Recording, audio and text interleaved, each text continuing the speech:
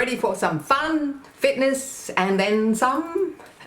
I'm Carol and welcome to Over 50, So What? Now, technology seems to be going faster and faster, and it seems to be getting more difficult to keep up. And I think as you get older, it becomes harder because most of us haven't grown up with computers or the internet. Today, we chat to Jenny from the Australian Seniors Computer Clubs Association, which is a fantastic resource to help us all move into the future. Please join us in the 5-minute fitness routine just as you are, or hold a chair for support if you need to. And lastly, we chat to Mike from the JB Square Wheelers about the other side to square dancing, which is the calling. Around and around and around we go. If you get involved in the square dancing world, you might even find yourself doing it in Japan. Okay, let's go.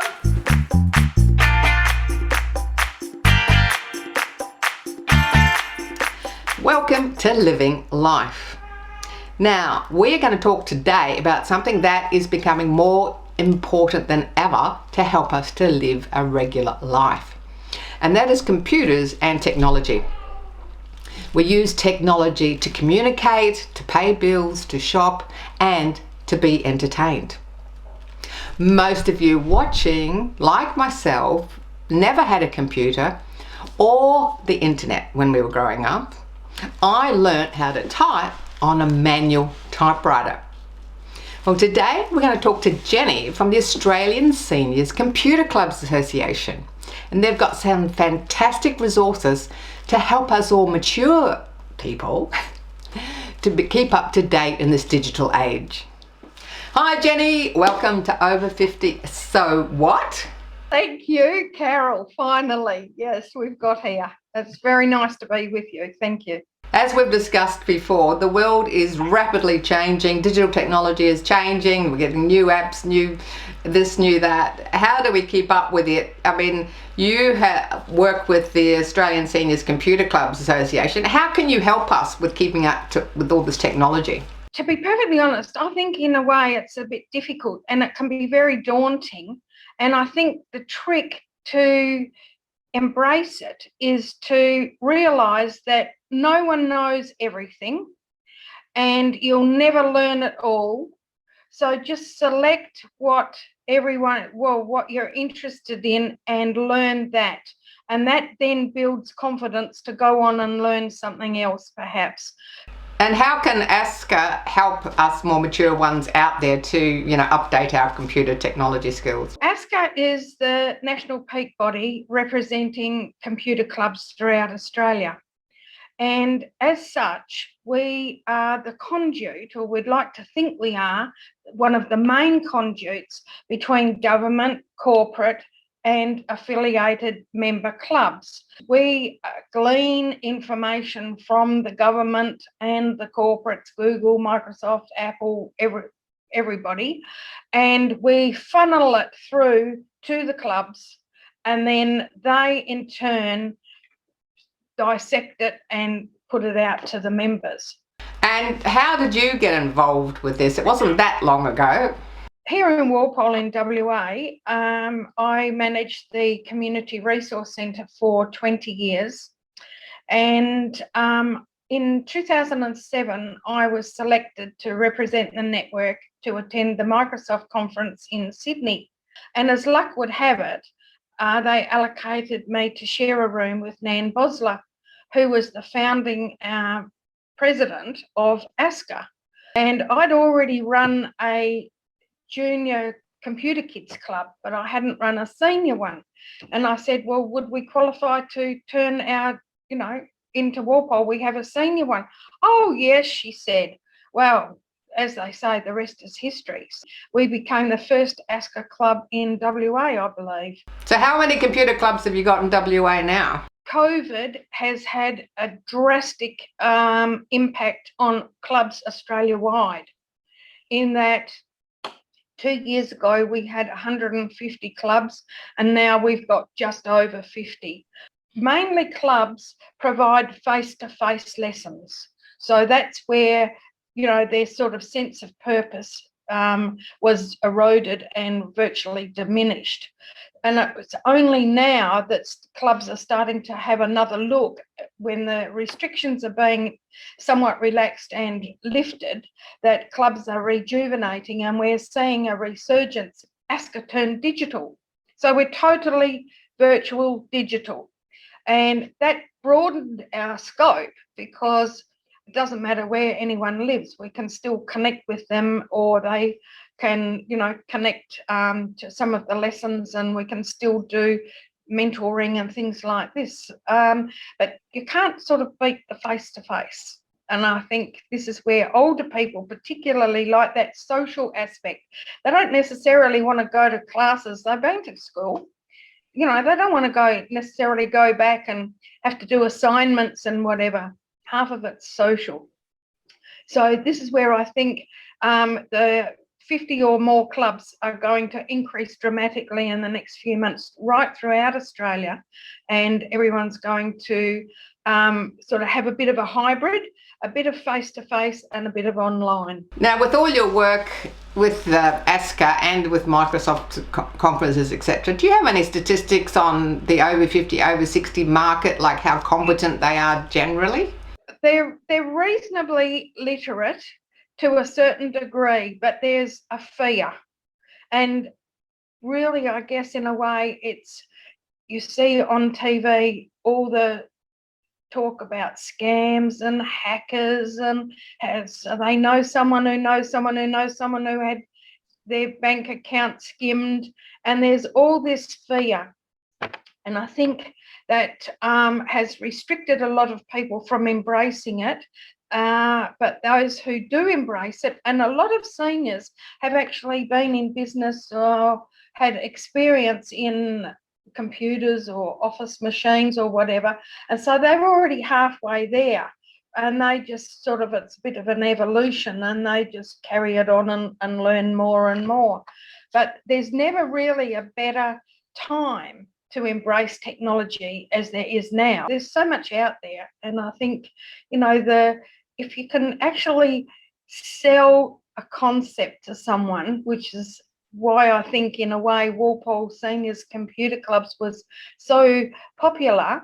For over 10 years, it was the same group, and they had such far-reaching social connections through the basic skills they learned. Because I always say there's not much point in learning Word or Excel or whatever if you're not going to do something for yourself with it afterwards. We had a lady here, and her family went to live in America, and her grand taught her how to crochet over Skype. That just gives a practical demonstration. Had the grandma not come to computer classes, she would never have known about Skype, and she would never have been confident enough to connect to Las Vegas and teach her granddaughter. People think, oh, well, if she can do it, I can too. And they can. We weren't all born with computer skills. We all had to learn them. And as I said earlier, I think if you pull out what you really need to know and learn that. Well, that's a lovely story. And who says you can't teach an old dog new tricks, right? Absolutely, absolutely. So you can just pick a module about a particular topic that you're interested in, that you think you need some more knowledge? Absolutely, that's right. It's at the, if people wanted to have a look, they just need to go to a website browser, and it is beconnected.esafety.gov.au. And the topic library is there, and you can choose the absolute basics or the more advanced. But what they're always adding new stuff to it, new topics, which is really good, keeping it relevant. And what they've done in recent times is to have lessons on how to set up MyGov and be registered for the COVID app and all these other things. Everybody who's got some sort of a government Centrelink card, it's always best to have a MyGov account, and it gets linked with Medicare and all the other services that are under that umbrella. And this teaches them how to do that. Internet rules the world. And so if you're not on it, you're behind the 8 ball, really. Well, thank you so much for coming on the show today. I mean, it's so fantastic to hear there's actually this resource out there, and it's a free resource, because things change, snap your fingers and it's changed again. Absolutely. Thanks so much, Jenny.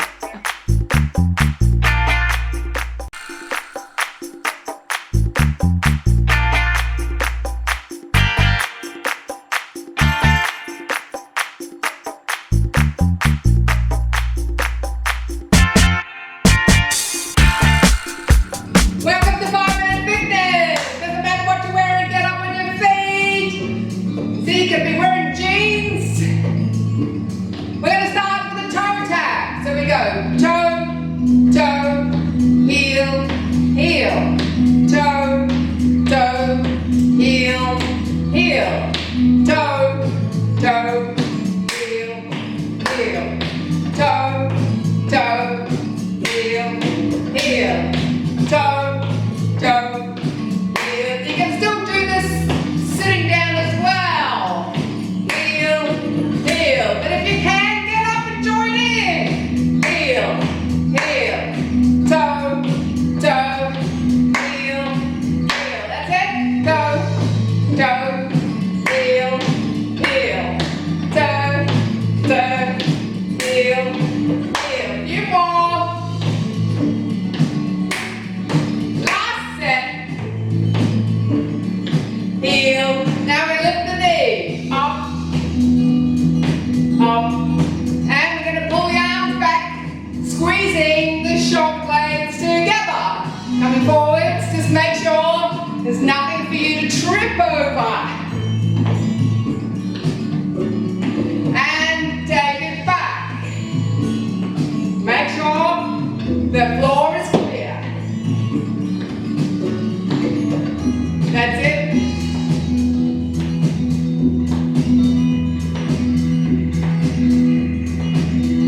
And toe, toe, toe, heel, heel. Toe, toe, heel, heel. Toe, toe, heel, heel. Toe. A few more. And then we're going to go for a walk. Arm set. And what we're going to do is we're going to walk this way. We're going to walk, 2, 3, 4, around. Walk. Round like you've got the steering wheel on your car. Again, if you're walking in your seat, grab that steering wheel. Walk. Walk.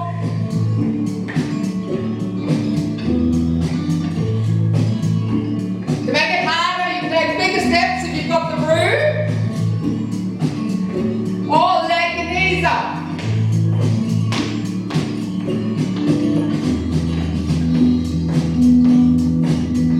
Okay, back to the middle. Knee lifts and knees. Coming forward.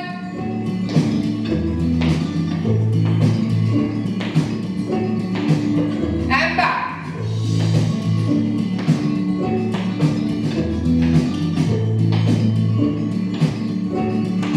Toe, toe, toe. Heel, heel. Toe, toe. Heel, heel. Toe, toe. Heel, heel. Toe, toe. Heel, heel. Toe, toe. Heel, heel. And we're going to go for a walk. And around. And walk. And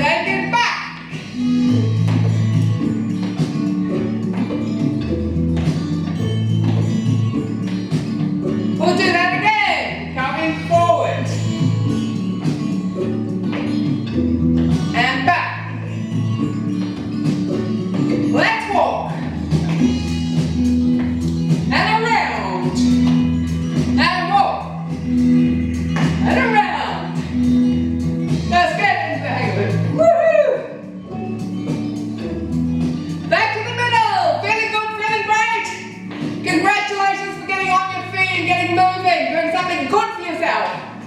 5 minutes.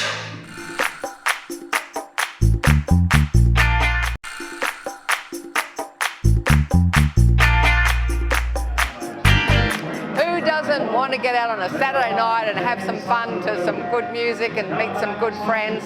Tonight we're out with the JB Square Wheelers Square Dance Club. They don't just do classes, they get out and they have great fun social activities, and we're going to meet some of the lovely people doing square dancing. Smile at the corner, element left to the corner, come back to the partner, do sado, back to back. Men stepping, make a left hand star, go once around. Find the partner, give her a swing, and promenade. Then promenade that lady right back home. Darling, you look wonderful tonight. Heads past the ocean and extend, swing through. And here we've got Mike, who's one of the callers at JB Square Wheelers. Mike, tell us all about calling. How long have you been doing that for? Well, I started square dancing when I was 18, and I started calling 2 years later when I was 20. And it was by accident. I learned some of the routines, like songs. Have you been calling ever since 20? Yeah. Wow. And do you sing as well as a separate gig, or? I have been known to do that as well, yes. I think it's something to do with the bass voice. Oh, I think it might be, yes. I enjoy singing, and yes, I have sang at a few places. So there's straight calling where you just do the instructions, and then Yes. there's a singing calling as well. Can you Yes. explain that a bit? The first one is called Ho Downing. Ho Downing. Ho Downing. Ho Downing, Yes. okay. And basically the music has a nice rhythm to it, a happy beat, and the caller can call any routine that he wants to that piece of music. With a singing call, like a song, it has chorus lines and it has words in between, and the caller has to then fit the movements in between those words of the song and get a melody going with it, so you can hear that it's whatever the song happens to be. And Sounds very complicated. It's a bit of an art, yeah. Yeah, exactly. very, very challenging. So how much longer do you think you're going to be doing calling for? I'll keep doing it as long as I enjoy it. And if my friends tell me I'm gone past it, then I'll have to give it away. If someone's sitting at home and thinks they might like to take up calling, as rather than actually just doing the dancing, they'd like to have a go at doing the calling. That's adventurous. Do people do that? People usually don't do that. They usually come square dancing first to get a feel for it, to know what it's all about. And if they're interested in teaching or doing the singing part, it's an opportunity for them to come along to training sessions that we have. We've got a callers association in Victoria called the Victorian Callers Association. Now, you've been calling in different places around the world, haven't you? Yes, I've been calling in New Zealand quite a few times. I've been to Japan and I've been to England as well. So, yeah. So what's it like calling in Japan? It's, I was going to say funny, but well, what I mean is they speak Japanese. Very few of them speak fluent English, but they learn square dancing by getting taught in Japanese and learning the English words for the movements. And then when the caller, doesn't matter where he comes from, whether he comes from Germany or the United States or Russia, they can call in English all the time. They teach in their local language, but they call in English all the time, so I can go over there, they can understand the movements. That sounds like it'd be so much fun too. Oh yeah. You just can't say words that they don't know, because they don't know. Now, if a bloke's sitting at home and he's feeling uncoordinated, but he thinks he wouldn't mind getting out and about on a Saturday night, what would you say to a beginner who's never done square dancing before? If you can hear the rhythm of the music and you can walk in time with the music, then you can learn to square dance basically. It's like learning another language, because we have all these names for all these movements and you have to memorize which one is which one. And if you can do that, like these guys are doing now, they're learning a routine and they will get repetition for a few weeks until they start to get it down pat, and then we'll transfer some more movements into the teaching program, and it'll build it up. Probably will take about 10 months to learn the whole language, and it's fun along the way as well. And well, you get fit and it's good for your brain as well. Oh, yeah, it's really good for the brain because it connects everything together. That's excellent. Now tell us about the costumes. You have, this is a 70s themed night tonight, but normally when you do the square dancing, we've got some footage of you in a traditional square dancing shirt. Yes. Which is designed personally for you, is that right? That's right. Because I'm a caller, I need to be on stage, I need to stand out from everybody else. If someone doesn't live near Notting Hill to do the JB Square Wheelers, how would they find a club near them? There's information on the web under square dancing, believe it or not. We also have a Victorian Square Dancing Association. Now, I know you cover all different ages, but predominantly it is a 50 plus activity, isn't it? Basically, yes. Like 50 because to... they've got the time and the energy. old rockers never die, and old square dancers never die either. They keep dancing on. We're on the same boat. Yeah. No, I find that people who enjoy dancing, especially if they're in their 50s or maybe a little bit older as well, enjoy getting together because it's got the social side as well as learning to dance. So how long do you think you'll keep doing it for? Look, we've got people in our club. At the moment, the oldest is 87. I've got a long way to go. Yes, you have. I have. Not planning on stopping anytime soon. It's too much fun. So what would you say to someone sitting at home thinking about getting out and meeting some new people? What would I say? I'd say there's a whole world out there. Square dancing is not about the dancing, it's about the family, it's about meeting people, it's about going away. We go away for weekends, we go to conventions, we travel the world with square dancing. There's so much there. Come and join us and have as much fun as we do. Yes, that's it. We're going to have fun. Do it, yes. Why not try square dancing? It's great for your fitness, you get to have lots of fun, meet lovely people, great for your brain fitness. It's not just about doing classes, it's about social nights like this where you just get out and give it a go. So thank you for joining us today. If you're not feeling that super confident about any area of technology, I suggest you find out about a computer course somewhere near you or online. Just head over to the website to get information on the Australian Seniors Computer Clubs Association. Now we know that dancing is great for brain fitness as well as your physical health and well-being. If you're thinking about taking up square dancing or calling or the JB Square Wheelers, just go to the website and join us on Facebook, subscribe to YouTube, Over 50 So What. Now grab your partner, swing them round. I'm Carol, Over 50 So What.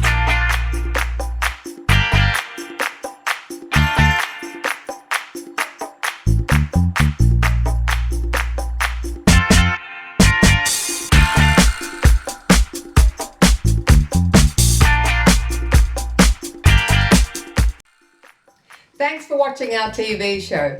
Be sure to hit subscribe and then you'll never miss an episode. Jump on Facebook, join our group, get in on the fun, fitness, wellness and inspiration. I'm Carol, Over 50. So what?